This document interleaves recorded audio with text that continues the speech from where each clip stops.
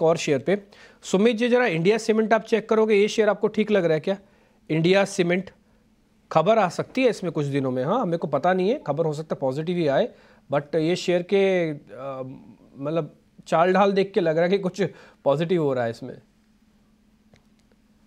यहाँ पे देखिए सीमेंट्स जो चार्ट्स हैं काफी अच्छे बन रहे हैं। प्रीवियस डे पे एसीसी का भी रिजल्ट आया था, काफी अच्छा बुलिश मूवमेंट था। अंबुजा में देखिए, लेकिन अगर चार्ट स्ट्रक्चर देखूं तो इंडिया सीमेंट अभी भी मैं थोड़ा सा वेट करूंगा। No doubt it has take a support of 50 moving average, और वहीं से ही अच्छा खासा बाउंस बैक है, इनसाइड बार का ब्रेकआउट है। लेकिन यहाँ पे एक मेरे लिए स्ट्रॉन्ग रेजिस्टेंस है 265 का। तो अगर स्टॉक यहाँ पे 265 के ऊपर सस्टेन कर रहा है तो आप फ्रेश एंट्री कीजिए with the stop loss of 248। 248 वाला लेवल काफ़ी क्रूशियल होगा इंडिया सीमेंट के लिए। राहुल जी, आप पावर पर ही रिकमेंडेशन आपकी थी, लेकिन पावर में आप सीएससी चेक कीजिए, क्या और तेजी की गुंजाइश है इसमें? सीएससी में लगातार नवंबर महीने से जो तेजी पकड़ी है, ट्रेंड फिलहाल इसमें कंटिन्यू है। और जो भी छोटे मोटे डिप्स आए, दिसंबर में एक डिप देखा हमने, जनवरी में एक डिप देखा, दोनों बाई नहीं हुए और हर बार स्टॉक ने एक नया हाई लगाया।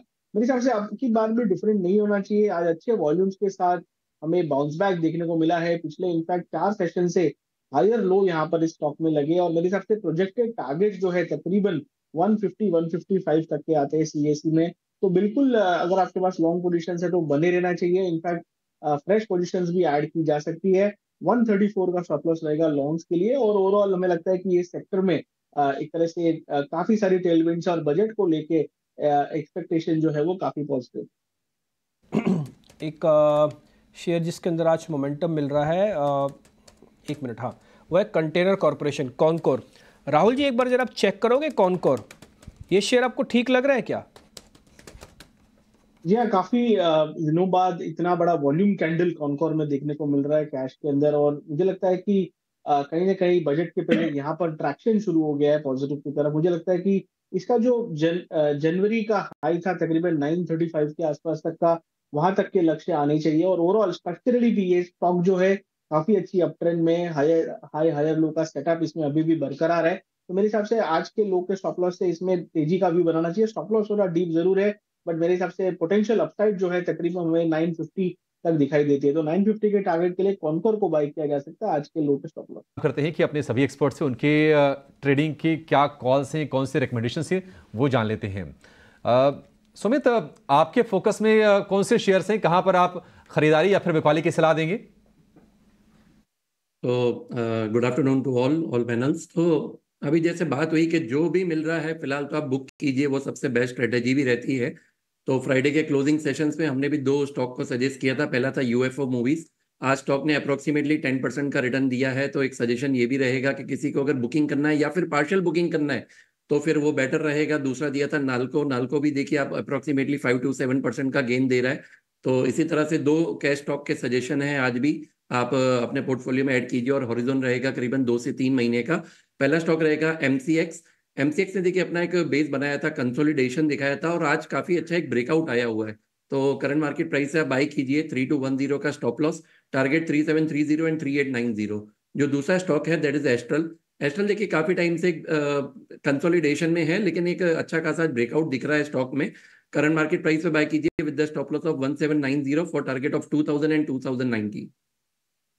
हो गया, एस्ट्रल हो गया। और ये ना, आपने को जो ट्रेड आपको सर ने पहले बताया था, सुमित जी ने, यूएफओ मूवीज़, मेरे को बहुत बढ़िया लगा। मैंने सर उस दिन भी आपकी तारीफ़ की थी कि यूएफओ आपने बहुत बढ़िया एक ये शेयर ढूंढ के रखा हमारे सामने।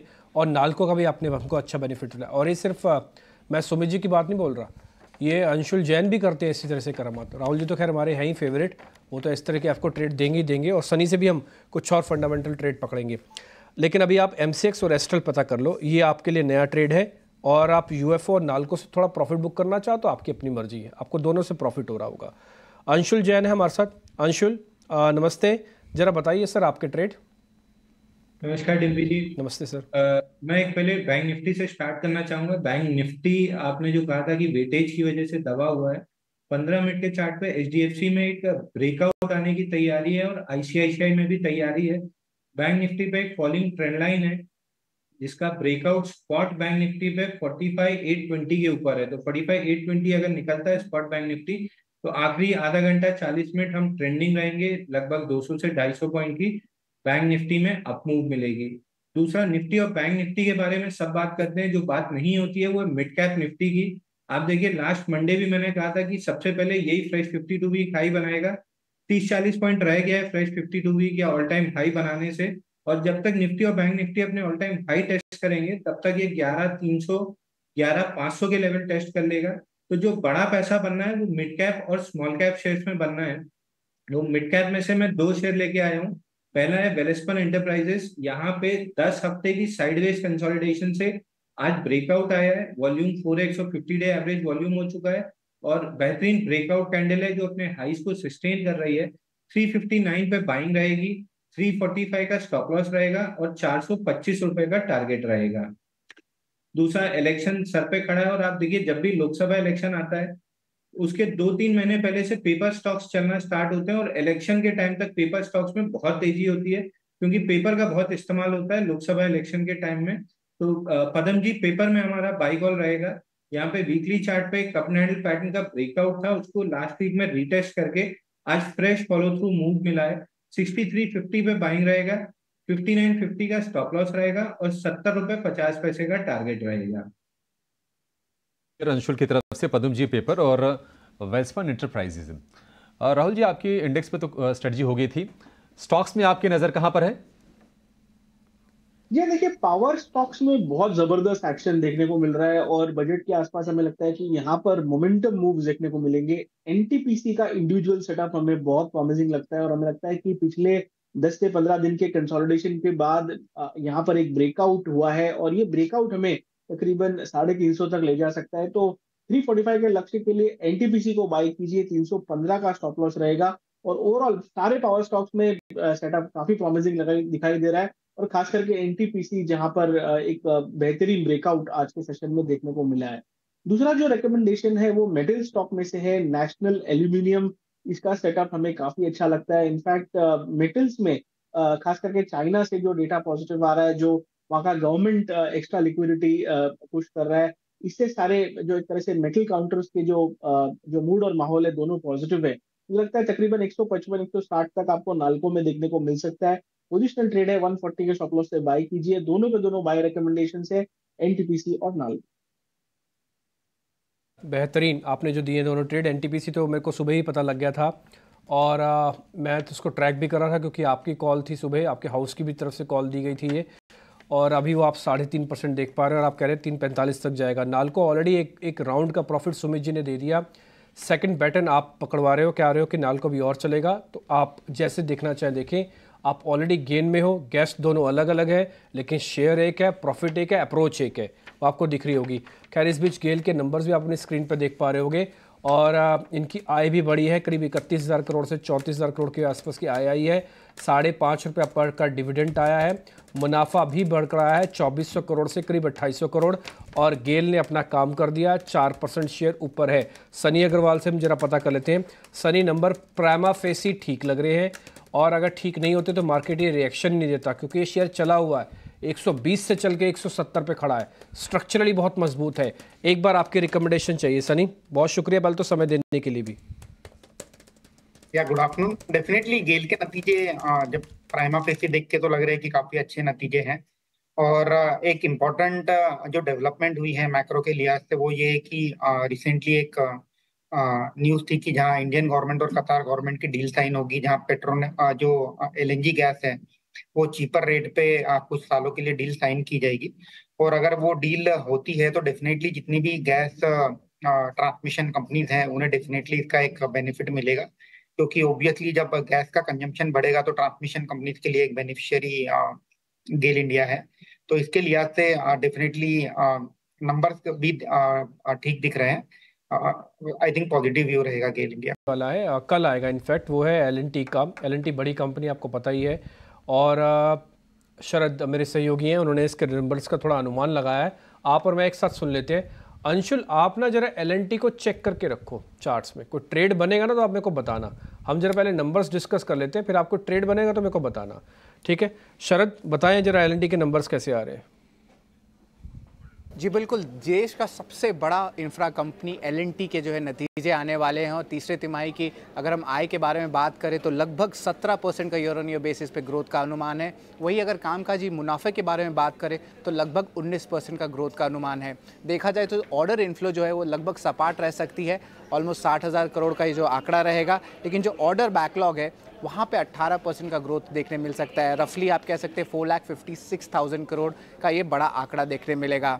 लेकिन ओवरऑल देखें जो ऑर्डर्स आने वाली हैं ये थोड़ी म्यूटेड रह सकती है और इन्फ्लोज जो भी आने वाली है वो उनके अंतर्राष्ट्रीय बिजनेस उस पर फोकस रहेगा, स्पेशली जो मिडिल ईस्ट की बिजनेस है जहाँ पे बड़े बड़े ऑर्डर्स की जो अनाउंसमेंट्स हम लोग देख रहे हैं पिछले 2 महीने में, उस पर जो है ओवरऑल इम्पैक्ट देखने मिल सकता है। मार्जिन जो है स्टेबल रहने का अनुमान है और ओवरऑल देखा जाए तो डेवलपमेंट प्रोजेक्ट्स के जो मार्जिन है वो हाई मार्जिन रहेंगे, लेकिन L&T जो है कुछ लो मार्जिन प्रोजेक्ट्स पे भी काम करे तो वो ऑफसेट किया जाएगा। पैट ग्रोथ जो है ऑफकोर्स 2 कारण के बढ़ेंगे। सबसे पहला रहेगा आपका फाइनेंशियल लिवरेज का और दूसरा रहेगा लोअर टैक्स रेट रहेगा ईयर ऑन ईयर बेसिस पे। ओवरऑल अगर देखा जाए तो इंपॉर्टेंट फैक्टर्स जो वॉच आउट करने होंगे वो रहने वाला है इलेक्शंस के बाद जो है एक टाइप से ऑर्डरिंग थोड़ी कम हो जाती है और आगे जाते जो कोर मार्जिन्स है इंफ्रा का उस पर मैनेजमेंट कमेंट्री में जो है बाजार की नज़र रहेगी। जो आपके ऑर्डर आउटलुक आ रही है मिडिल ईस्ट में और किस तरह डाइवेस्टमेंट हो सकती है नॉन कोर एसेट्स में, वो भी कमेंट्री बहुत इंपॉर्टेंट रहने वाला है कंपनी के लिए। और अगर कुछ रेड सी के इश्यूज आ रहे हैं इंफ्रा स्पेस में या एग्जीक्यूशन डिलेज हो रहा है तो उस पर भी जो है बाजार की नज़र रहेगी। क्या शरद, बहुत शुक्रिया, thank you very much numbers का पूरा आंकलन देने के लिए। ग्राफिक्स आप चलाते रहिएगा साथ में कि किस तरह के नंबर्स आ रहे हैं। और अंशुल हमको ये बता रहे हैं कि टेक्निकली सेटअप कैसे है, कोई सौदा बनता भी है कि या फिर नहीं बनता। अच्छा, जिन्होंने के पास नहीं बनता ना तो वो भी ज़रा सुन ले, हो सकता है वो अपने एवरेज करने के लिए जा रहे हो और बेचने के लिए जा रहे हो, उनको भी थोड़ा आइडिया लग जाएगा। अंशुल बताइए कैसा दिख रहा है आपको सेटअप इसका? जी डिम्पी जी, स्टॉक काफी स्ट्रांग लग रहा है मेरे को। 7 हफ्ते से कंसोलिडेशन के मोड में था और आज वीक की स्टार्टिंग है, ओपन लो की फॉर्मेशन के साथ चला है। वॉल्यूम हल्का सा मिसिंग है लेकिन ब्रेकआउट है, सस्टेन होता है तो वॉल्यूम भी साथ में आने लगेगा। तो इसको 1 से 2 दिन के लिए लॉन्ग भी कर सकते हैं 3750 के टारगेट के साथ। बट ओवरऑल ये लग रहा है कि 4000 तक का मूव जो है आज के सेशन से स्टार्ट हुआ है, ये 2-3 हफ्ते में 4000 का लेवल टेस्ट कर लेगा। बुलिश है, लेवल्स और रिजल्ट्स देख के भी ऐसा लग रहा है कि ठीक है, L&T एक कैटलिस्ट के तौर पर भी काम करेगा। मान लीजिए हाथ बदला हुआ, हाथ बदला कैसे हुआ? मान लो रिलायंस के हमने सब प्रॉफिट बुकिंग हुई तो कोई एक ऐसा शेयर होना चाहिए ना जो फिर बाजार को मैनेज करे या फिर बाजार को रोके या फिर चलाने की कैपेसिटी रखे। तो L&T में वो क्षमता है, तो इसलिए L&T के नंबर्स, L&T का स्ट्रक्चर देख के ऐसा लग रहा है कि पोजीशन से बाहर नहीं जाना चाहिए। तो जिनके पास है टिपिकली पोर्टफोलियो शेयर है, ट्रेडिंग शेयर ही नहीं है, तो इसलिए जिनके पास है उनको थोड़ी खुशी मनानी चाहिए कि इसके नंबर्स अच्छे आ रहे हैं और स्ट्रक्चर भी मजबूत है।